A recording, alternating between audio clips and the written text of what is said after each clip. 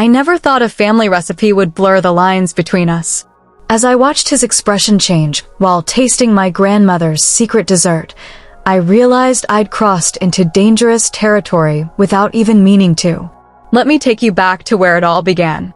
When I arrived at my ex-husband's house for the annual family dinner, I was already on edge. 3 years after our divorce, these gatherings still felt like walking through an emotional minefield. The familiar scent of his home now shared with his new wife brought back memories I'd tried so hard to bury. But I was there for one reason only. My stepson, Michael. Michael was 24 now.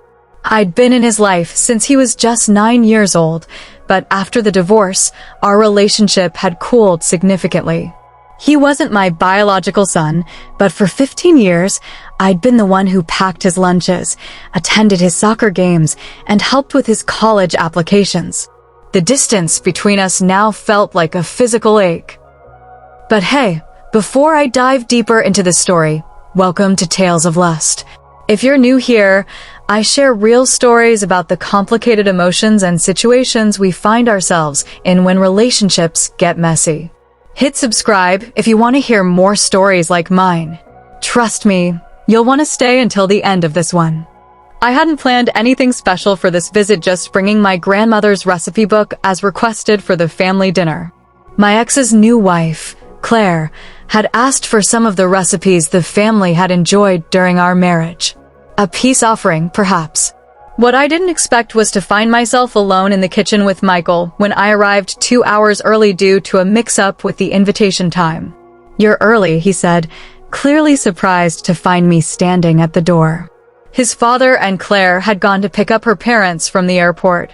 "Apparently," I replied, awkwardly clutching my grandmother's worn leather recipe book. The house felt different, redecorated, rearranged, but the kitchen remained largely the same. My sanctuary once, where I'd spent countless hours perfecting recipes that had been passed down through generations of women in my family. "I can come back later," I offered, but Michael shook his head. "Dad said to be hospitable if you arrived before them." His tone was formal, like I was a stranger. It stung more than I cared to admit. I placed the recipe book on the counter, and his eyes fell on it immediately. "Is that Grandma Eliza's famous recipe book?" he asked, a flicker of the old warmth returning to his voice.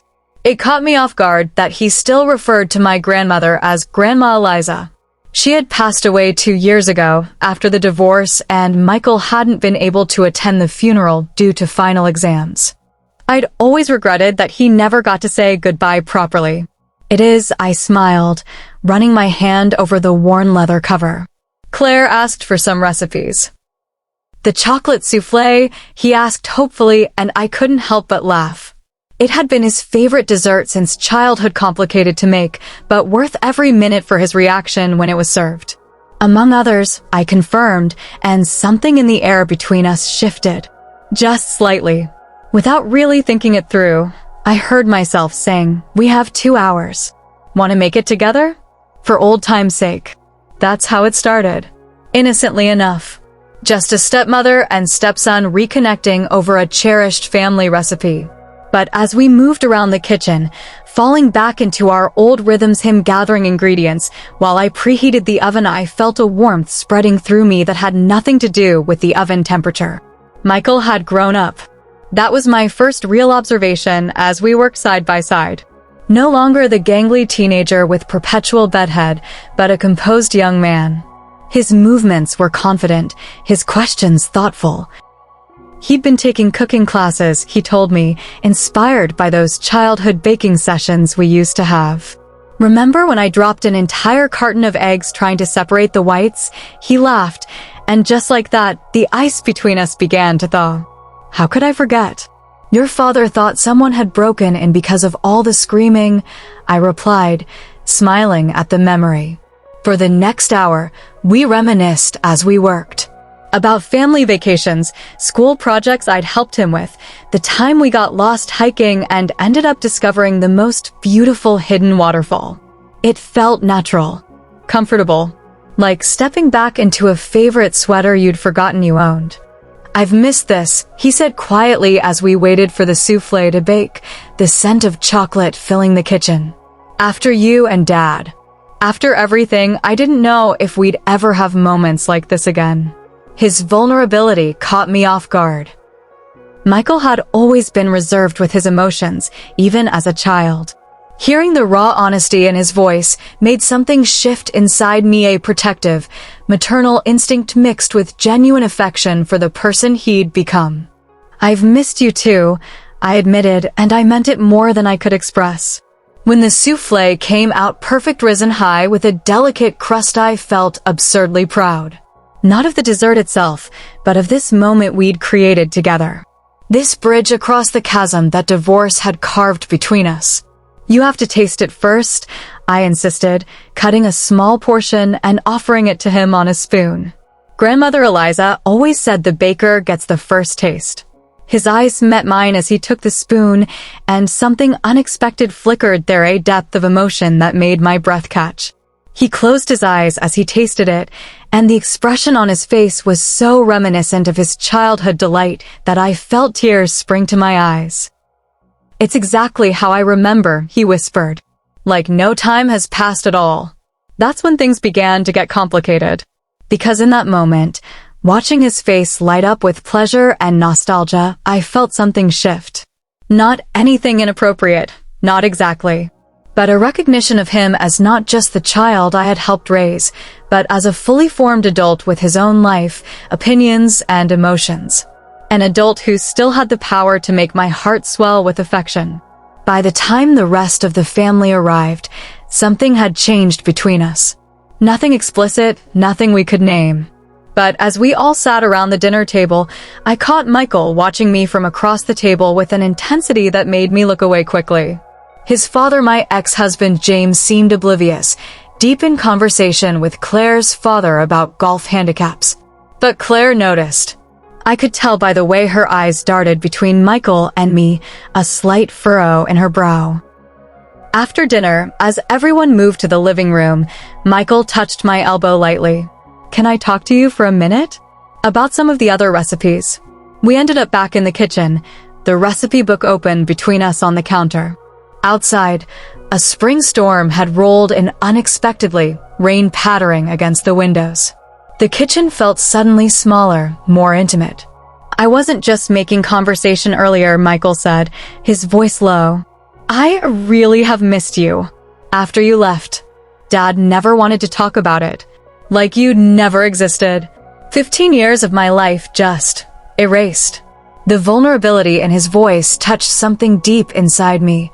I'd spent so much time thinking about how the divorce affected me that I'd never fully considered its impact on him, caught in the middle, forced to compartmentalize a significant relationship. "I never wanted to leave you," I admitted, my voice thick with emotion. But sometimes when marriages end, people get hurt, boundaries get set that aren't fair to everyone involved. Lightning flashed, briefly illuminating the kitchen in stark white light. In that flash, I saw something in Michael's eyes that made my heart rate accelerate, not romance or attraction, but something equally dangerous, a longing for connection, for the maternal relationship he'd lost. As if on cue, the lights flickered, then went out completely. We were plunged into darkness, save for the occasional flash of lightning through the windows. I fumbled for my phone, turning on its flashlight.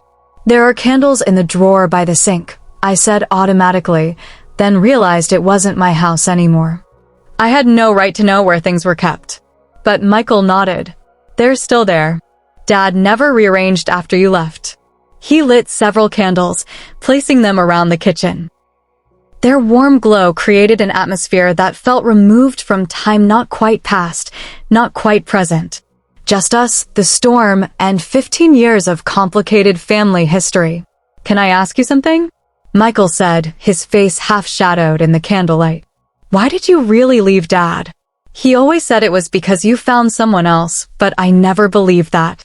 The question hung in the air between us. Such a simple question with such a complicated answer.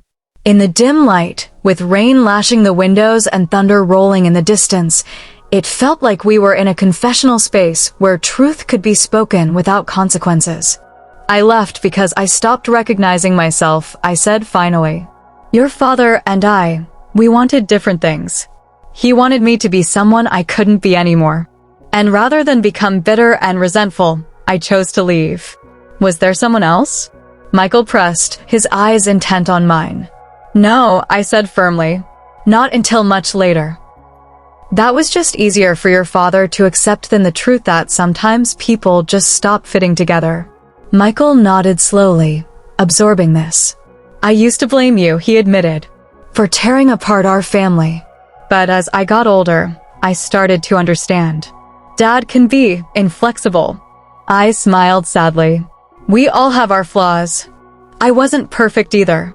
Another flash of lightning, another rumble of thunder closer now. The storm was directly overhead.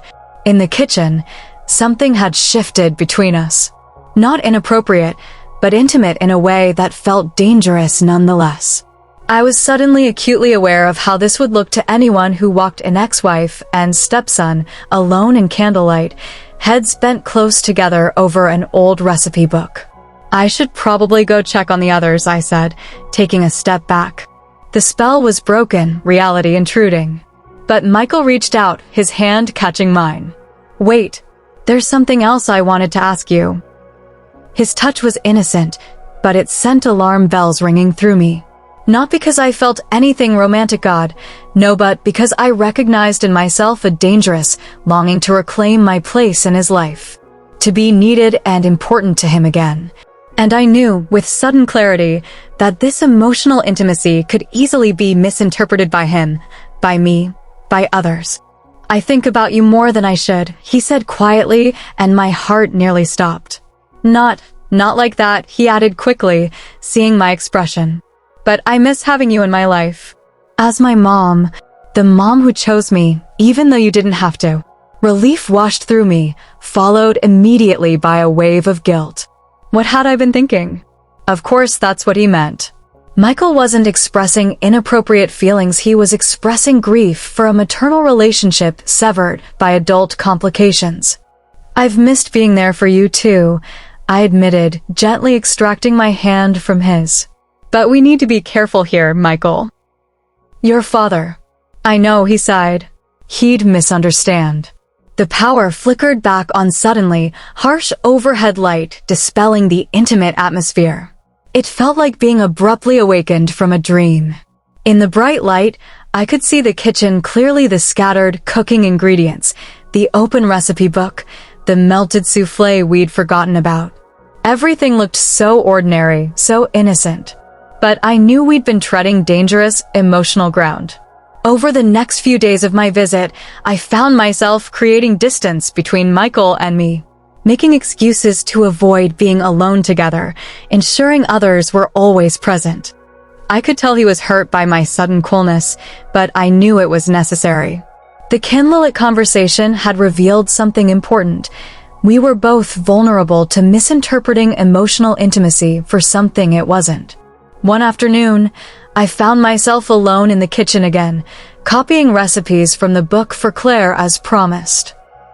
Michael came in, his expression troubled. Have I done something wrong? He asked directly. You've been avoiding me since the night of the power outage. I set down my pen, considering my words carefully.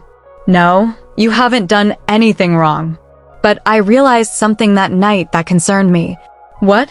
He asked, genuinely confused. I realized how easy it would be for me to try to reclaim what we lost.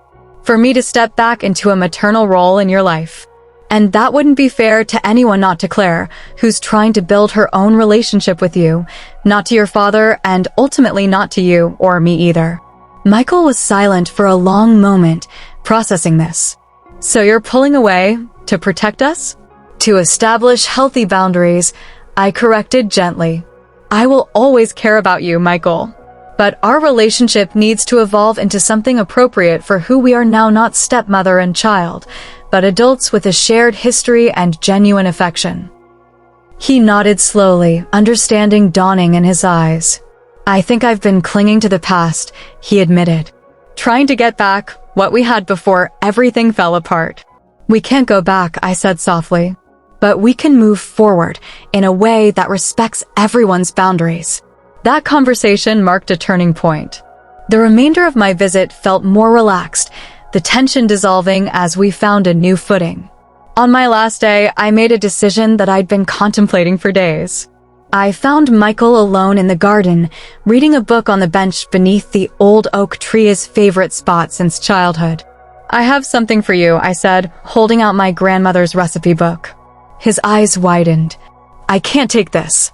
It's your family heirloom." "You are my family," I said simply. "Not by blood, not by marriage anymore, but by choice. By 15 years of shared memories and genuine love. I want you to have this to carry on these traditions in your own way, with your own family someday."